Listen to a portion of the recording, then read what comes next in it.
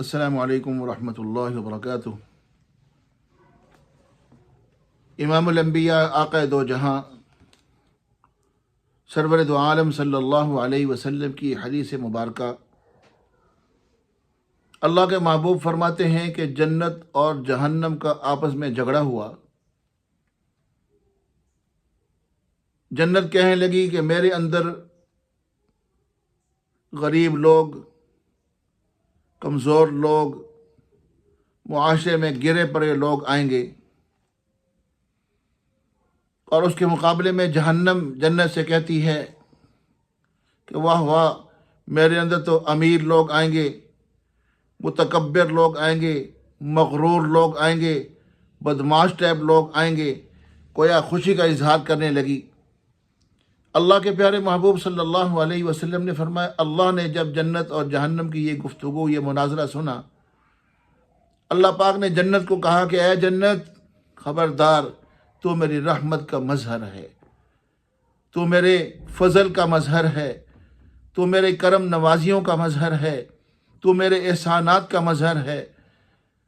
تیرے اندر میرا ہمیشہ فضل ہی ہوگا، رحمت ہی ہوگی، کرم نوازی ہی ہوگی، میں تجھے بھی بھروں گا۔ اور جہنم کو کہا کہ تو میرے عذاب کا مظہر ہے، میں تجھے بھی بھروں گا۔ لیکن جنت، اللہ پاک حدیث پاک میں آتا ہے، اللہ کے محبوب صلی اللہ علیہ وسلم نے فرمایا، جنت انسانوں سے بھر جائے گی، اس کا رقبہ پھر بھی باقی ہوگا، اس لیے کہ یہ بہت ہی بڑی ہے، چھوٹی نہیں ہے۔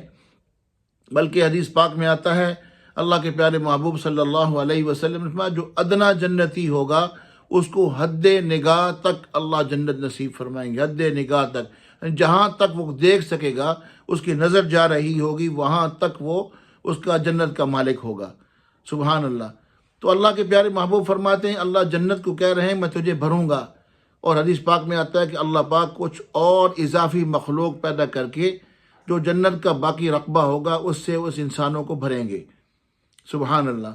اور جہنم کو بھی اللہ پاک نے وعدہ کیا ہے، میں تجھے بھی بھروں گا، لیکن اس کے باوجود قرآن پاک میں آتا ہے، حلم تلأتی یوم نقول لجہنم حلم تلأتی، اللہ سوال کریں گے، اے جہنم، جنت تو بھر گئی ہے، تو بھی بھر گئی ہے کہ نہیں بھری؟ حلم تلأتی وتقول حل من مزید، اللہ اس طرح کے کوئی اور بدبخت ہیں تو ان کو بھی بھیج دے۔ گویا وہ یہ نعرہ بلند کرے گی کہ مجھے اور بھی انسان چاہیے، اور میرے اندر انسان اس قسم کے بھیجے جائیں۔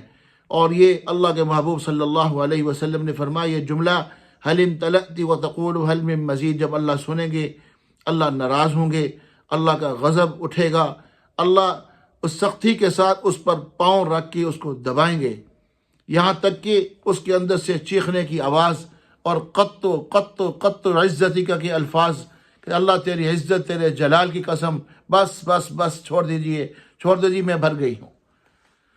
تو اللہ اس انداز سے جنت اور جہنم کا جھگڑا ختم کر رہے ہیں کہ جنت تجھے بھی بھروں گا، جہنم تجھے بھی بھروں گا، لیکن جنت اللہ کی رحمت کا، اللہ کے احسان کا مظہر ہوگا۔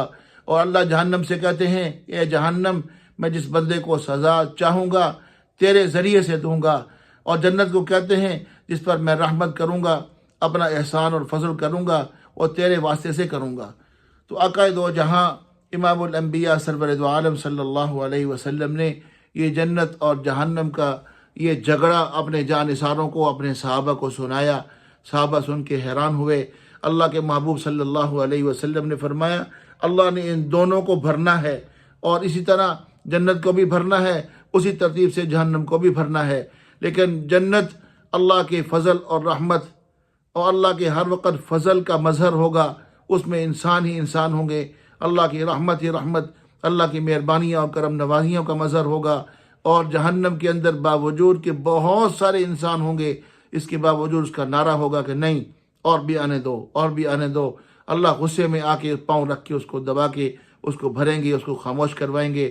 اللہ مالک المزل سے دعا کرنی چاہیے، اللہم اجرنی من النار، اللہم اجرنی من النار، صبح بھی اور شام بھی۔ اللہ کے محبوب صلی اللہ علیہ وسلم نے فرمایا، جو 7 مرتبہ صبح و شام کہتا ہے اللہم اجرنی من النار، وہ جہنم خود اللہ سے کہتی ہے کہ اللہ اپنے بندے کو مجھ سے بچا لے۔ اس نیت سے صبح اور شام اللہ کی جہنم سے پناہ مانگا کریں میرا دوستو۔ اور اللہ سے اللہ کے محبوب نے فرمایا جنت الفردوس مانگا کرے، جو سب سے افضل اور اعلیٰ اور بہترین جنت ہے۔ اللہ کا فضل بھی ہے، اللہ سے جنت بھی مانگو اور جہنم سے پناہ بھی مانگو، اور انشاءاللہ ابھی سے مانگنا شروع کر دو۔ اور کیا ہے، رمضان مبارک کا مقدس مہینہ بالکل قریب ہے، چند دن باقی ہیں۔ انشاءاللہ اللہ ہماری زندگی میں نصیب فرمائے، ابھی سے اللہ کے محبوب کا بتایا ہوا عمل جو رمضان مبارک میں بہت ضروری ہے، میں جہنم کی پناہ مانگو، جنت کا سوال کرو، اللہ رب العالمین سے بار بار بار بار یہ سوال کرتے رہو، تو ابھی سے جب مانگنے کی عادت پڑ جائے گی انشاءاللہ جو ہی رمضان مبارک کے مقدس گھڑیاں میں ہم داخل ہوں گے، اللہ کے محبوب صلی اللہ علیہ وسلم دعائیں قبول ہوتی ہیں، شیطان باندھا جاتا ہے، اللہ کی رحمت کے دروازے کھل جاتے ہیں، جہنم کے دروازے اللہ بند کر دیتے ہیں، اللہ سے مانگنا آسان ہو جاتا ہے، شیطان کے شر سے انسان محفوظ ہو جاتا ہے۔